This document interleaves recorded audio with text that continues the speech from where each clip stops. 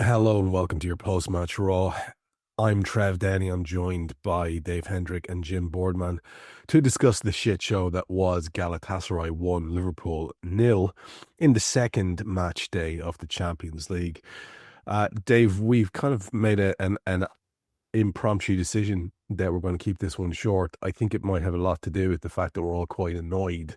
And there is a version of the show that goes on for 4 hours while we all get our individual rants out of us.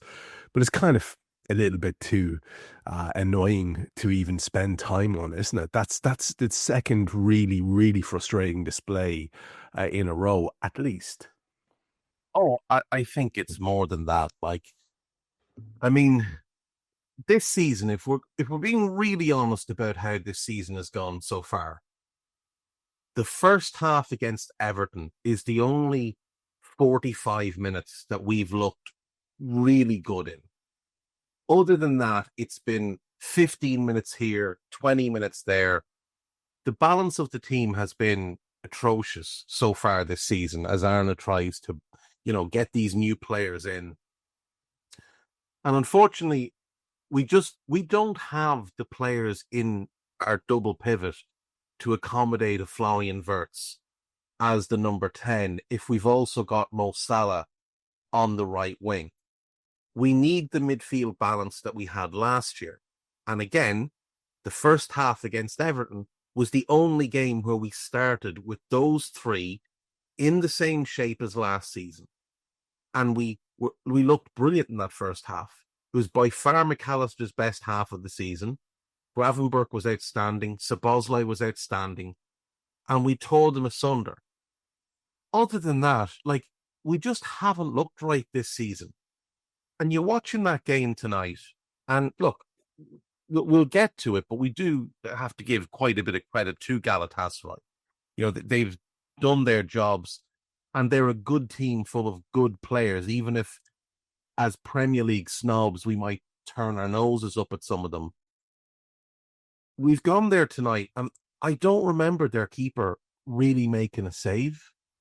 Would it be fair to say, just to expand on what you're saying there, would it be fair to say that in fact they really I'm not sure what the correct verb to use here, but in terms of just effort levels and desire, and those old fashioned things that Roy Keane got given out to for talking about recently, and told he was a bad pundit because he happened to mention tackling and passion and stuff like that.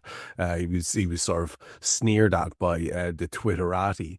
But those things we could have done with a good lot more of them. There was the likes of Hugo Ekitike who was putting it about a bit, but bar him in that first half, most people were kind of second to every ball. We were weak in tackles. It was kind of frustrating, that aspect of it, wasn't it? Oh, massively so. Look, this Liverpool team is soft. There's just no way to look at it in any other way. You look at that group of players and every one of them is excellent on the ball. They're all really good technical players. They've all got lots of talent. But with the exception of Virgil, there's nobody you would say in that team that goes out and really bullies people. Ibu tries to do it, and then he gets caught up having wrestling matches, and then he loses the run of himself entirely. Kirkes, I think, would like to be like that, but he hasn't learned how to use his body yet. But you look at Szoboszlai, as great of a physical monster as he can be, he's not someone that really crunches into tackles.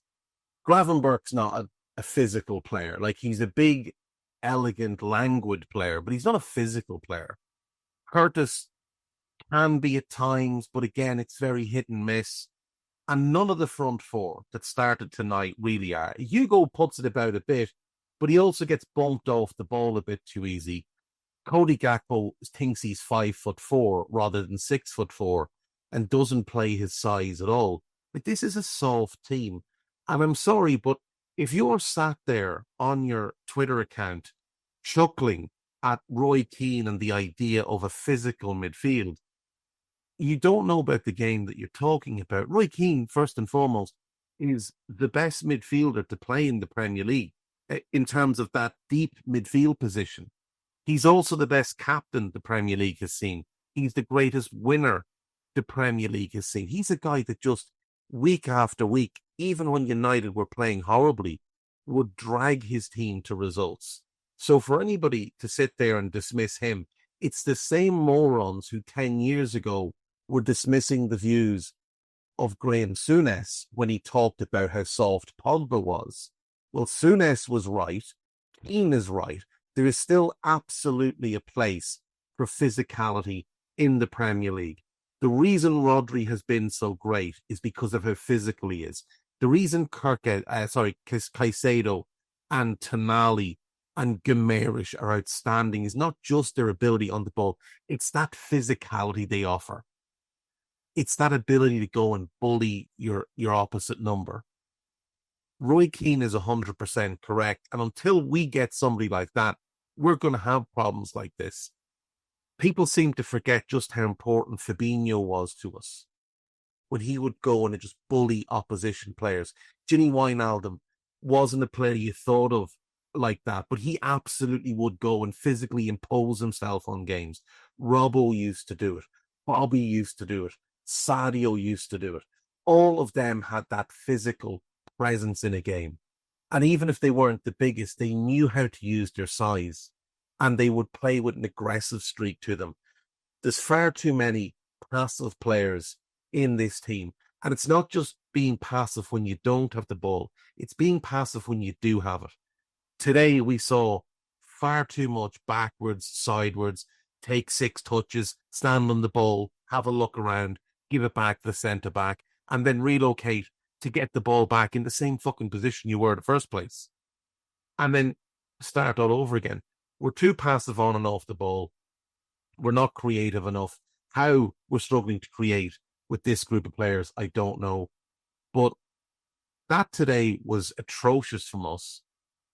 It was atrocious at the weekend. And Arne Slot needs to figure this out. He needs to get the balance back into this team. Or very quickly, we're going to find this season slips away from us. Yeah, it could happen very quickly. And I was listening to you listen off some of the players there with a physical presence who happen to be good footballers as well. And you mentioned the 2 lads from Newcastle. Christ alive, I'd even take the thug that is Joe Linton at the moment just to give us some sort of a physical presence in midfield, because it is a massive issue. And Jim, it's a sort of existential one at this stage for the manager to solve. Dave's alluded to it there. We can all see that this is a puzzle that needs to be resolved fairly quickly, because it isn't too much of a stretch to say what Dave has just said, that the season could kind of get away from us to a stage where, the big trophies might not be rescuable. I don't know if you saw this graphic that's going around at the moment for the last couple of days, but it showed the next 5 fixtures for Arsenal and for Liverpool. And I mean, the way we're playing at the moment, they could be streets ahead after those 5 games because they have comparatively simpler opposition to play against. We have a tough run of fixtures in the Premier League, and you could have a situation where your league aspirations were, DOA way before Christmas, which would be just horrendous. I'm not panicking, but you can understand why people are a little bit concerned because, as I say, this seems to be a big systemic thing, Jim. We're looking to accommodate Florian Wirtz, and it is leaving us lacking midfield cover, which is in turn exposing our defence, which is made up with new members, and there's the lack of understanding there. It's one big shit sandwich, man. How do we even fix this? Right, and there's a thing on Doctor Who called a TARDIS, and you go back in time. Oh no, we haven't got there, have we? I think the main thing is, I don't know, I'm trying to think of positives for tonight, and so this is clutching at massive straws as usual. I don't think we saw this as last year we found out that in this competition you don't win anything for winning the Magic League thing, the Mad League thing that we're in now. So you don't win anything for winning that, but so you can say, okay, you can afford to lose a couple of games maybe, but maybe not against that team. The games you're looking to afford to lose, there's other teams on our fixture list that maybe we're more sort of, if you like, forgiving of ourselves if we don't win them. So, we've kind of taken that off ourselves. I mean, and just to add to what you're saying, I mean, Jay's been talking about it on Scout and Thomas throughout the season. We're missing that player who just sets the tone, aren't we, in midfield? Early doors, just sort of sends the message out and lets people know that he's there. It's the classic player. And you mentioned Keane and Souness as the types of players that have done that job in days gone by, and it's not something that's gone out of the game completely. Even if it's done slightly differently, you still need that hardness and that harshness. And yeah, I agree. I think with Wirtz, he's no doubt he's a great player. No doubt he's going to come good for us at some point. But right now, I just don't see. I don't know. Even